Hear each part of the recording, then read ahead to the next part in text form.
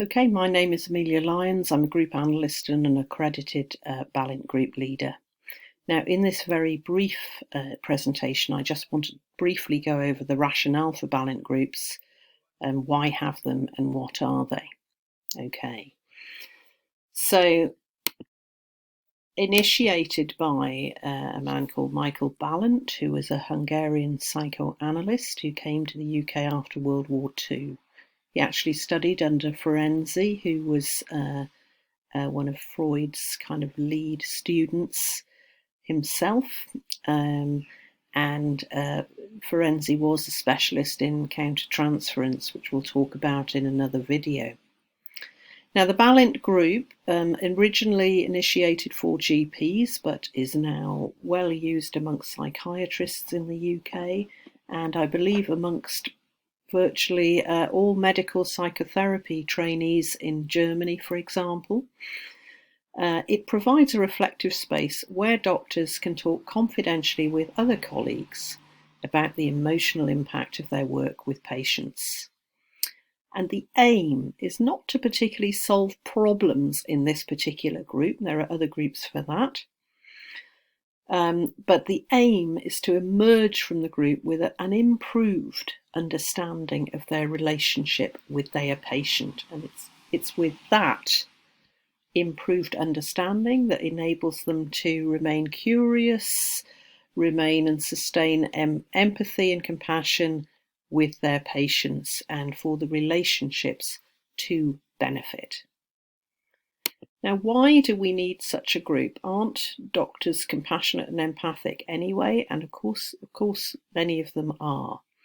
However, research has found that before doctors embark on their medical training, they actually feel more compassionate towards their patients than after training. Now, Balint found this in the 60s, but it has also been found in other research. So there seems to be some kind of message going on that after doctors have spent a while in health professions, that actually they feel a bit less compassionate towards their patient. Now, in many ways, this is totally understandable when you think about the limitations on time that they have for patients and the limitations on resources and the tremendous pressures that they're up against. So it's no wonder really that it's difficult to sustain empathy with patients. However, Balint groups have been shown to increase job satisfaction and help to prevent burnout amongst GPs. Now, there are some debates about burnout at the moment going on, which is around the sort of if you're under complete lack of resources from the state, and doctors are up against the wall, then burnout isn't an individual problem. It's a problem that goes across the profession.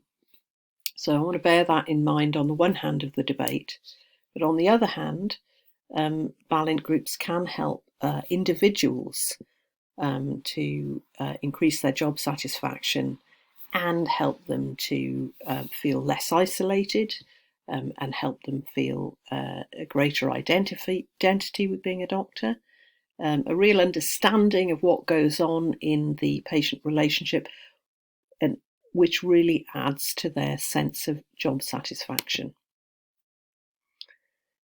So there's plenty of research to support Balint group effectiveness with doctors. And I think a useful statement here, which is by Benson and McGrath, who did some research in Australia in 2005. Few people come into the medical profession thinking they might pay dearly for their care of others. They usually come in with strong beliefs in such ideals as the decency of people, the conviction that justice will prevail, and their own ability to make a difference. But as these beliefs become eroded, they may be overwhelmed with a sense of disappointment, failure, hopelessness, and responsibility. After the Balint group, GPs become able to draw better boundaries. Previous beliefs that were idealistic or inappropriate can be challenged, and positive feedback from peers can contribute to the enjoyment of the real meaning and purpose of being a GP. So, we do have some evidence that supports the use of Balint groups with doctors and how that might help them sustain their empathy and compassion in their profession and with patients.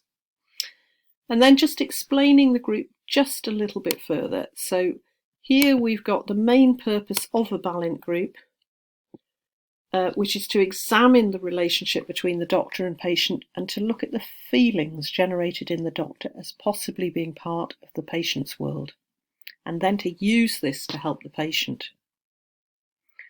And the Balint group pushes the boundary between the personal and professional self by concentrating the discussion on the doctor's feelings. The group helps the doctor to develop their ability to reflect more deeply on their relationship with patients. So there's quite a bit of focus on doctors' feelings. Now we might ask ourselves, why all this focus on doctors' feelings? What's all that about? Well, when we come to talk about transference and countertransference in the next video, we will see that the doctor's feelings are a key part of the countertransference that goes on in the relationship, and we need to really understand those and unpack those to get some insight into the relationship. So it's all in the interests of the patient relationship.